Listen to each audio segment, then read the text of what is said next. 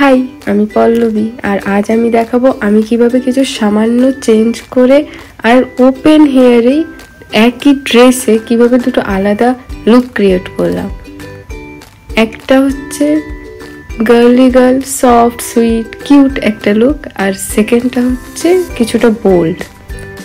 তো প্রথম লুকটা ক্রিয়েট করার জন্য আমি অ্যাপ্লাই করেছি একটু টিন্ট।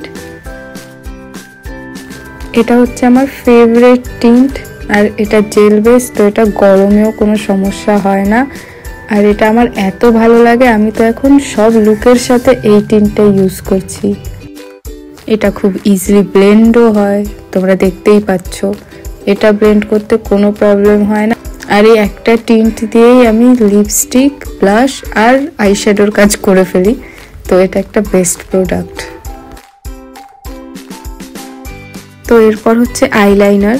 যদিও আমি আইলাইনারের অত বড় ফ্যান নই, আমি সবসময় এটা অ্যাপ্লাইও করি না, আসলে পারি না তাই করি না। যেটুকু পারি মাঝে মাঝে এখন তাও করি, আর করলেও অতটা খারাপ লাগে না, তাই চেষ্টা করি মাঝে মাঝে।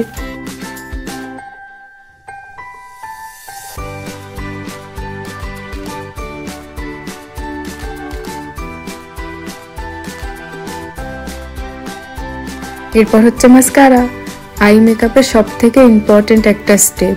এটা ছাড়া কোনো আই লুক কমপ্লিট হয় না। ফাইনালি কাজল। আমি এখন ইউজ করছি ফেসেস কানাডার এই কাজলটা।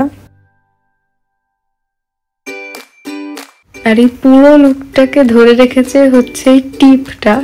তো এটা হচ্ছে আমার ফাইনাল লুক। যদিও ইন্ডিয়ান কমই পরি, কিন্তু যখন ইন্ডিয়ান পরি বেশ ভালোই লাগে আমার, আমি কনফিডেন্ট ফিল করি।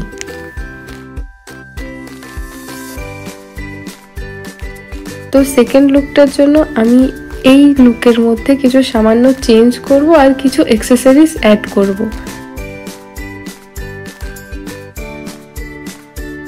তো প্রথমেই আইলাইনারটাকে মুছে নেব।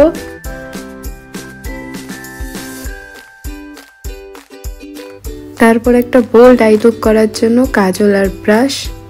যদিও এটা বোল্ড নয় সেরম, কিন্তু আমার কাছে এটাই বোল্ড। আর তারপর কিছু অ্যাক্সেসরিজ অ্যাড করার পরেই আমার লুক কমপ্লিট।